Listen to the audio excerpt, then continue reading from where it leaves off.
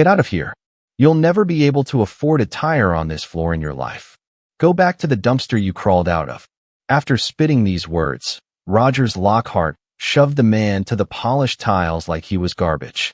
What Rodgers didn't know was that the man on the floor was returning the next morning to take everything from him. The story is just getting interesting. We want to hear from our viewers around the globe. Drop a comment below telling me where you are watching from. The rain hadn't stopped since Anthony landed, a cold, persistent drizzle that blurred the edges of the city he barely recognized anymore. He stood across the street from Bayview Luxury Motors, adjusting the collar of his faded denim jacket. It was a heavy, work-worn piece of clothing he'd bought in a small town overseas, paired now with jeans stained by travel and boots that had lost their shine years ago. To anyone passing by, he looked like a man looking for a day's wages, not the heir to the largest automotive legacy in the region. His father had died 3 weeks ago. The funeral had been a sea of expensive suits and performative grief, but Anthony had stayed on the periphery, watching. Now, it was time to see what had become of the place his father built while he was away. The automatic glass doors parted with a soft hiss as he stepped inside. The air was climate-controlled and smelled faintly of new tires and industrial cleaner. Anthony didn't head for the offices. He walked toward the center of the floor where a silver sedan sat under the house lights. He ran a hand near the fender, not touching it, just feeling the heat of the spotlights reflecting off the metal. It felt strange to be back. This building used to represent his father's pride, a place where a handshake meant something. He hadn't been there for more than 30 seconds before the atmosphere changed. The quiet hum of the showroom was punctured by the sharp, rhythmic clicking of dress shoes on tile. "Can I help you with something, or are you just lost?" Anthony turned. The man walking toward him was tall, wearing a suit that cost more than most people's monthly rent, his face set in a permanent expression of low-level irritation. This was Rodgers Lockhart. Anthony recognized him from the company payroll photos, but the arrogance in person was much sharper. Rodgers didn't wait for an answer. He stopped 5 feet away, his eyes raking over Anthony's worn clothes and scuffed boots with visible revulsion. "I'm looking for some information on this model," Anthony said. He kept his voice level, matching the calm he'd learned during his years living simply abroad. Rodgers let out a short, breathy laugh that held no humor. "Information? Son, the brochure for that car costs more than those boots you're wearing. We don't do window shopping for the curious. Especially not your kind." Anthony didn't flinch. "My kind? People who waste my time," Rodgers snapped, stepping closer until he was invading Anthony's personal space. "Look at you. You've got road salt on your jeans, and you're dripping water on my floor. This isn't a bus station. There's a used lot 3 miles down the road that's more your speed. Get moving." Anthony looked past him. At the reception desk, a woman named Eliana was watching, her chin resting on her hand, a bored smirk playing on her lips. Near a pillar, a salesman named Adams had stopped talking to a colleague to enjoy the show. No one moved to intervene. No one suggested that a customer, any customer, deserved a seat or a glass of water. "I was told Bayview was built on service," Anthony remarked quietly. Rodgers' face flushed a deep, angry red. "You were told wrong. It was built for people who belong here. And you? You're just a stain on the scenery. Now, I'm not going to ask you again. Turn around and walk out that door before I have security drag you out like the animal you're acting like." Anthony stayed rooted to the spot, his gaze never leaving Rodgers' eyes. He had seen enough. The culture of his father's house wasn't just damaged, it was dead. And Rodgers, feeling challenged by the silence, took a step forward and raised his hand, ready to bridge the gap between words and force. Anthony's hand hovered inches from the door handle of the BMW M8, his fingers tracing the air where the cold metal met the light. He wasn't trying to open it. He was just looking for a reason to believe the dealership still had a soul. But Rodgers didn't give him the chance to find it. "I told you not to touch the merchandise," Rodgers hissed, his voice dropping into a dangerous, low growl. Before Anthony could even draw a breath to respond, the manager lunged forward. Rodgers used his entire weight, slamming both palms into Anthony's chest with a violent, practiced force. The impact caught Anthony off guard. His boots, slick from the rain outside, found no purchase on the polished floor. He stumbled backward, his heels skidding across the tiles until his legs gave out. He hit the ground hard. The sound of his body striking the floor echoed through the showroom, a dull, heavy thud that made the nearby glass cases vibrate. Anthony lay there for a second, the air knocked out of his lungs, staring up at the ceiling lights that suddenly felt blinding. He could feel the grit from his own jacket pressing into his back. Above him, Rodgers loomed like a predator, his face twisted in a mask of pure, unadulterated hatred. He didn't look like a professional manager anymore. He looked like a bully who enjoyed the view from above. "Look at you," Rodgers sneered, standing over him with his fists white-knuckled at his sides. "Sprawled out exactly where you belong." On the floor, Anthony propped himself up on his elbows, his chest aching from the blow. He looked over at the sales desk. Adams, the salesman, didn't move to help. He just leaned back in his chair, a thin, ugly smile crossing his face as he exchanged a look with Eliana. She didn't turn away either. She watched the assault with a cold, detached curiosity, as if witnessing a car wreck she found slightly amusing. No one called out. No one told Rodgers he had gone too far. "I just asked a question," Anthony said, his voice straining but remarkably steady. Rodgers kicked at the air near Anthony's side, a clear warning to stay down. "You don't get to ask questions. You don't even get to breathe the same air as these cars. I see guys like you every day, trash looking for a moment to feel important. But you're nothing. You're a vagrant, a mistake, and a nuisance to my business." Rodgers reached down, grabbing a handful of Anthony's denim jacket and jerking him upward just enough to growl directly into his ear. "If you don't crawl out of here on your own, I'm going to make sure the police finish what I started. I'll tell them you tried to steal the M8. Who do you think they're going to believe? A man in a $4,000 suit, or a bum off the street?" He shoved Anthony back down, the back of Anthony's head narrowly missing the sharp edge of a display stand. The humiliation was thick in the air, heavier than the scent of the rain, but Anthony didn't look away. He memorized every line of Rodgers' face, the way his eyes darted with a mix of fear and power. He stayed on the floor, absorbing the weight of the disrespect, knowing exactly what this man was capable of when he thought no one was watching. Anthony didn't look at Rodgers. He shifted his gaze toward the reception desk, where Eliana sat behind her monitors. She wasn't calling for help or reaching for a phone to report an assault. Instead, she had her smartphone out, angled perfectly to capture Anthony as he sat on the floor. Her face was blank, a mask of professional indifference, but her eyes held a spark of cruel entertainment. She adjusted her grip to get a better shot of his scuffed boots and the damp spot on the tiles where he'd landed. To her, this wasn't a human being in distress. It was content for a group chat, a joke to be shared later about the vagrant who thought he could buy a BMW. A few feet away, Adams leaned against a structural pillar, his arms crossed over his chest. He was a salesman who had spent the last decade perfecting the art of the upsell, but right now, his only interest was the spectacle. He didn't say a word to restrain Rodgers. Instead, he let out a short, sharp snicker when Anthony tried to adjust his position. "Don't get too comfortable on the floor, pal," Adams said, his voice dripping with condescension. "You're scuffing the finish.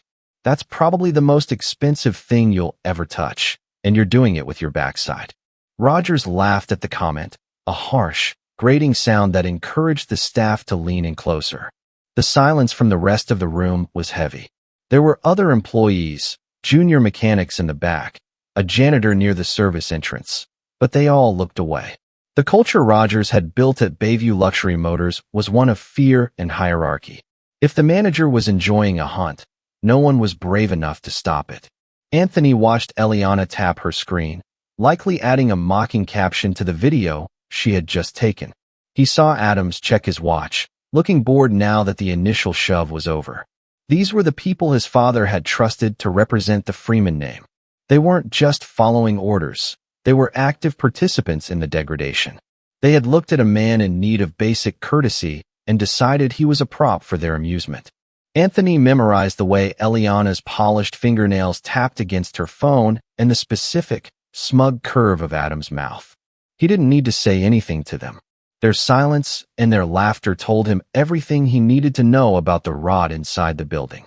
He let his head rest back against the cold floor for one more second, documenting the exact moment the legacy of his father was betrayed by the people paid to protect it.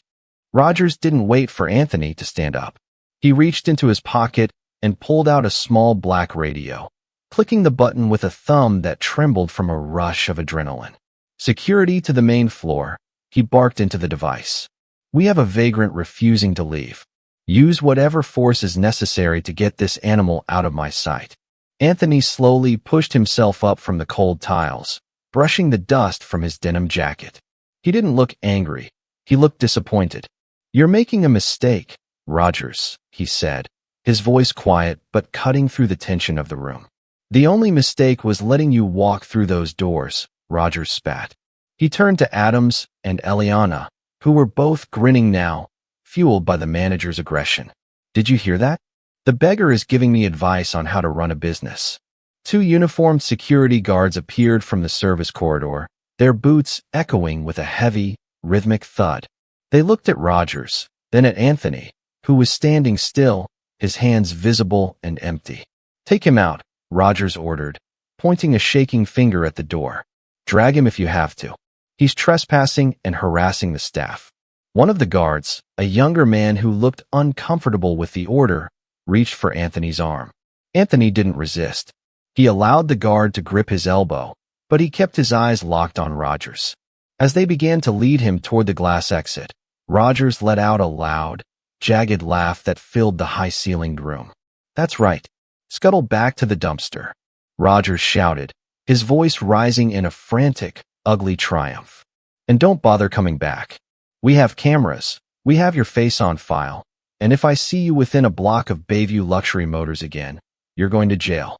Adams chimed in, leaning over his desk. Maybe try the bus stop, pal.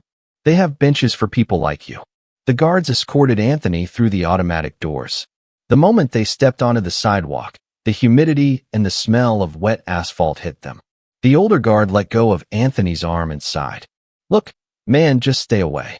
He's in a mood today. Anthony stood on the sidewalk, the rain starting to soak through his jacket again. He turned back for a moment, looking through the floor-to-ceiling glass. He could see Rodgers, Adams, and Eliana gathered near the BMW, laughing and gesturing toward the street, celebrating their victory over a man they thought was nothing. Anthony didn't say a word. He simply turned and walked toward the corner, disappearing into the gray mist of the city, leaving the laughter of the bullies behind him for now. The rain had cleared by morning, leaving the asphalt of the Bayview Luxury Motors lot dark and reflective under a sharp, unforgiving sun. At exactly 9 o'clock, a heavy black sedan with deep-tinted windows pulled smoothly into the VIP lane, its tires crunching over the grit with a controlled, expensive hum. The driver didn't wait for a valet. The door opened, and Anthony Freeman stepped out. The denim jacket and dusty boots were gone. In their place was a charcoal suit tailored so precisely it seemed to move with him like a second skin. His white shirt was crisp, the collar sharp enough to cut, and as he adjusted his cuff, the sunlight caught the steady tick of a Patek Philippe on his wrist. He looked like a man who didn't just own cars, but the roads they drove on. He didn't hesitate at the entrance. He walked toward the glass doors with the stride of someone returning to a place that had belonged to him before he was even born. Inside, the morning shift was in full swing. The air was quiet, punctuated only by the distant sound of a phone ringing and the soft footsteps of staff preparing for a day of high-commission sales. Anthony stepped into the center of the showroom, standing in the exact spot where he had been shoved to the floor less than 24 hours earlier. He stood perfectly still, his hands clasped loosely in front of him, waiting. He didn't have to wait long. Eliana was the first to notice him from the reception desk. She sat up straighter, her professional mask sliding into place instantly. She didn't recognize the vagrant from the day before. All she saw now was a high-net-worth individual who looked capable of buying the entire inventory. She tapped a button on her desk, signaling the sales floor that a whale had just arrived. A moment later, Adams appeared from the lounge, smoothing his tie and wearing a smile that was as bright as it was empty. He was moving fast, eager to be the first to get his hands on a client of this caliber. He was halfway across the floor before Rodgers Lockhart emerged from the back office, adjusting his jacket and wearing the practiced, oily grin of a man ready to perform for a paycheck. Rodgers pushed past Adams, asserting his dominance as the manager. He didn't see the man he had called an animal. He didn't see the person he had threatened with jail. He saw a suit, a watch, and a bank account. "Good morning, sir," Rodgers said, his voice dripping with a forced, syrupy warmth. He extended his hand, the same hand he had used to shove Anthony into the dirt the day before. "Welcome to Bayview Luxury Motors. I'm Rodgers Lockhart, the general manager. It's an honor to have you with us today. How can I make your visit exceptional?" Anthony looked down at the extended hand, then back up at Rodgers' face. He didn't take it. He just stared, his eyes cold and unblinking, letting the silence stretch until the smile on Rodgers' face began to flicker with the first twitch of uncertainty. Rodgers didn't notice the lack of a handshake. He was too busy vibrating with the prospect of a massive commission. He gestured toward the lounge with a flourish, his eyes darting to the Patek Philippe on Anthony's wrist as if it were a holy relic. "Please, sir, follow me. We have a private suite where we can discuss your needs away from the common floor. We pride ourselves on exclusivity here." Anthony didn't move. He kept his eyes on Rodgers' face, watching the pores of a man who had been screaming racial slurs only yesterday. "I'm interested in the M8, Anthony said. His voice was the same low, steady tone he had used while sitting on the floor, but in this suit, Rodgers heard it as the refined demand of a billionaire. "The M8. An exquisite choice for a man of your stature," Rodgers beamed. He snapped his fingers toward the reception desk. "Eliana, stop what you're doing. Bring our finest espresso for our guest." Now, Eliana was already on her feet. The bored, mocking girl who had been recording a vagrant for her group chat was gone. She hurried over, her face flushed with a desperate, eager-to-please energy. She didn't recognize Anthony's eyes, the very ones she had stared at through a camera lens while laughing. "It's a pleasure to have you at Bayview, sir," she said, her voice a sugary lilt. "Would you like bottled sparkling water as well? We have a fresh shipment just for our preferred clients." Adams, not wanting to be left out of the inner circle, stepped forward to open the door of the silver sedan Anthony had touched the day before. He wiped an imaginary speck of dust off the leather with his own silk handkerchief. "I noticed you admiring the finish, sir. It's a custom paint job, reserved for those who truly understand the heritage of the brand. Most people who walk in here don't even have the right to look at it. But for you, I'd be happy to arrange a private track day." Anthony watched them. The performance was seamless. It was a well-oiled machine of greed and superficiality. They were offering him the VIP treatment, the bottled water, the private suites, the fawning smiles, all because the exterior had changed. None of them saw the man. They only saw the charcoal wool of his suit. "You're very attentive today, Rodgers," Anthony remarked, his voice like ice. "Service is our lifeblood, sir," Rodgers replied, oblivious to the trap. "We don't let just anyone into Bayview. We keep our standards high to ensure our real clients feel safe and respected. You won't find any riffraff or outsiders here to bother you. I personally ensure the trash is kept outside where it belongs." Rodgers leaned in closer, his voice dropping to a conspiratorial whisper, looking for a bond between two elite men. "Actually, just yesterday, I had to physically remove a vagabond who tried to sit in that very seat. You can't imagine the types that try to pollute a showroom like this. But don't worry, you're in good hands now." Anthony felt the weight of the legal documents in his inner pocket. He looked at Eliana, who was waiting with a silver tray, and at Adams, who was still holding the door open like a servant. The VIP treatment was a hollow shell, and Anthony was about to crush it. Anthony didn't take the espresso Eliana offered. He didn't look at the car Adams was holding open. He stayed focused on Rodgers, his eyes boring into the manager's until the man's practiced grin began to fail. "You said you had to remove a vagabond yesterday," Anthony said. His voice was quiet, but it carried across the showroom, silencing the soft music playing in the background. You called him a stain on the scenery, didn't you? You told him to scuttle back to the dumpster he came from. Rodgers' brow furrowed, his head tilting slightly in confusion. Well, yes. Like I said, we have to maintain a certain environment for people like yourself, sir. I'm sure you understand. And what about the animal? Anthony continued, taking a slow step forward, forcing Rodgers to take a step back. You told your security to throw him out like an animal. You said he wasn't a real person. You told him that people of his race would never own a car like this in their life. The color began to drain from Rodgers' face. The transition was physical. His skin went from a healthy, confident pink to a sickly, mottled gray. He looked at Anthony's eyes, the steady, unblinking gaze, and for the first time, he saw past the charcoal suit. He saw the man from the ring. Sir, I think there's been a misunderstanding, Rodgers stammered, his hands coming up in a defensive gesture. I was protecting the business. You weren't protecting the business, Rodgers. You were enjoying the cruelty, Anthony said. He turned his head slightly toward the reception desk. Eliana, did you get a good video of me this time? Or is the lighting better when I'm on the floor? Eliana's silver tray rattled. The espresso cup tipped over, spilling dark liquid across the white saucer. She stared at Anthony, her mouth hanging open, the realization hitting her like a physical blow. She remembered the denim jacket. She remembered the smirk she'd shared with Adams.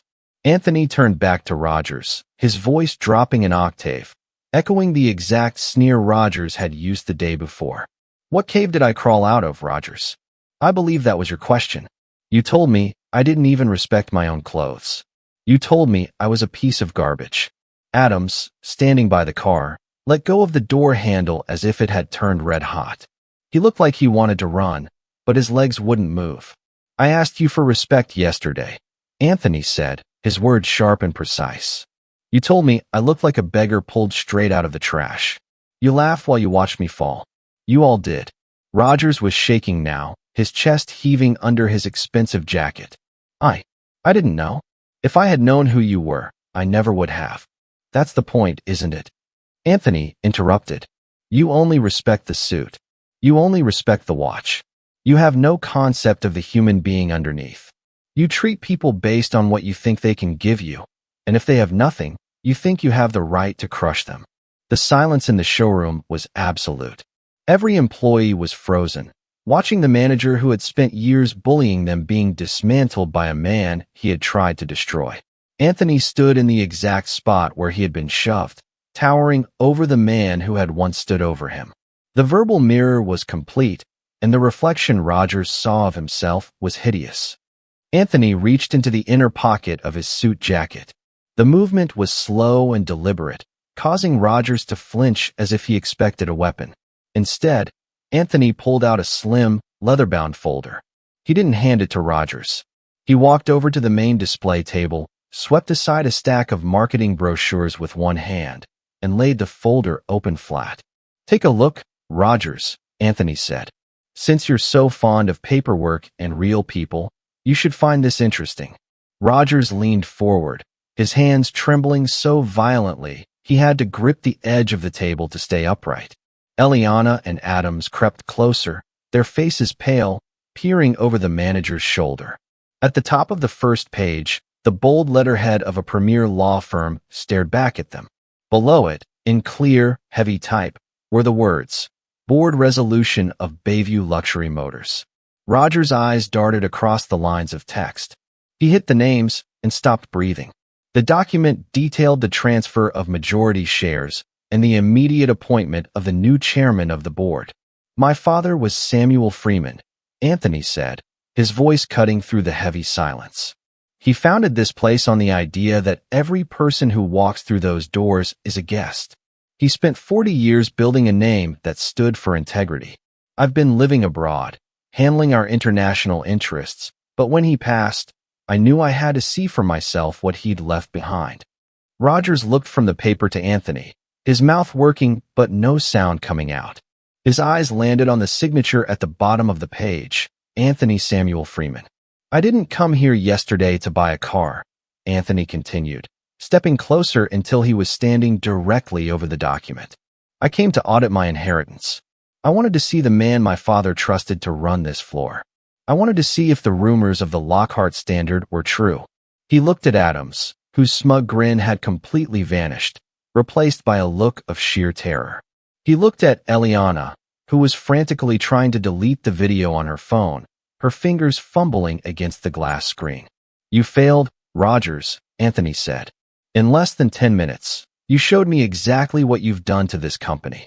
You've turned it into a playground for bullies. You've replaced service with status. You thought you were the king of this showroom, but you're just an employee who forgot who he worked for. Rodgers finally found his voice, though it was a thin, pathetic rasp. Mr. Freeman, Anthony, please. I was stressed. It was a long day. I can explain. We can fix this. You can't fix a rotted foundation, Anthony replied. He tapped the paper. This document doesn't just name me chairman.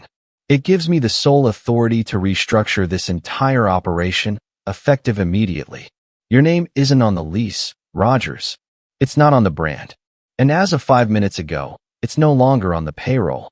Anthony didn't raise his voice. He didn't need to. The silence in the Bayview showroom was so heavy it felt like the oxygen had been sucked out of the room. He looked at Rodgers, whose hands were still resting on the table, clutching the edge as if it were a life raft. You're done, Rodgers, Anthony said. Not just here, but across the entire network. I've already sent a directive to our legal team. Your termination is for cause, harassment, physical assault, and creating a hostile work environment. I will personally ensure that every dealership in this state knows exactly why you were escorted out of this building. Rodgers opened his mouth to plead, but Anthony turned his gaze to Adams. The salesman was sweating now, his silk tie suddenly looking like a noose. And you, Adams, you thought a man's worth was determined by the shine on his shoes. You watched a human being get shoved to the ground, and your first instinct was to check if the floor was scuffed. Pack your desk. You're fired. Finally, Anthony looked at Eliana. She was still holding her phone, her thumb hovering over the screen. Delete the video, Eliana. Not because it protects me, but because it's the only way you can leave here with a shred of decency. You stood by and recorded a man's humiliation for a laugh. Silence is one thing, but documented cruelty is another. You're terminated, effective immediately. The three of them stood frozen, a trio of high-performers who had been brought down by the very man they had tried to break. Get out, Anthony said, his voice dropping to a cold, hard edge. He gestured toward the automatic glass doors. Go back to whatever hole you crawled out of. You told me yesterday that I didn't belong in your world. You were right, because in my world, we treat people with dignity. And in my world, there is no room for you. Security, the same men who had been ordered to throw the animal out the day before, stepped forward. They didn't need instructions. They moved with a grim efficiency, flanking Rodgers and his team. As they were led toward the exit, the rest of the staff, the mechanics in their grease-stained jumpsuits and the junior clerks who had watched the bullying for years, began to emerge from the shadows. Anthony watched the glass doors slide shut behind the trio. He turned back to the remaining employees, his expression softening but remaining firm. My father's name is on that sign out front. From this moment on, we are going to earn it again. If you can't respect a man in a denim jacket as much as a man in a tailored suit, follow them out that door right now. Otherwise, get back to work. He walked toward the silver M8, the car that had started it all. He didn't look at the price tag. He looked at the reflection of the staff, moving with a new sense of purpose. He picked up the spilled espresso cup Eliana had dropped and set it back on the tray. The house was clean.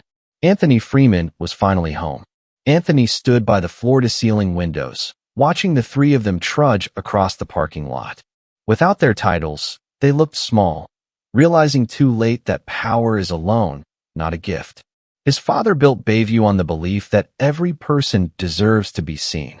Today, Anthony didn't just reclaim a building. He restored a legacy. Justice hadn't just been served. It had been signed, sealed, and delivered. If you enjoyed this story of ultimate payback, hit that like button. It helps us share stories that prove character always outlasts a suit. What would you have done in Anthony's shoes? Let us know in the comments. Don't forget to subscribe and hit the notification bell so you never miss a moment of truth and transformation. Thanks for watching. Remember, never judge a book by its cover. You might just be talking to the man who owns the library.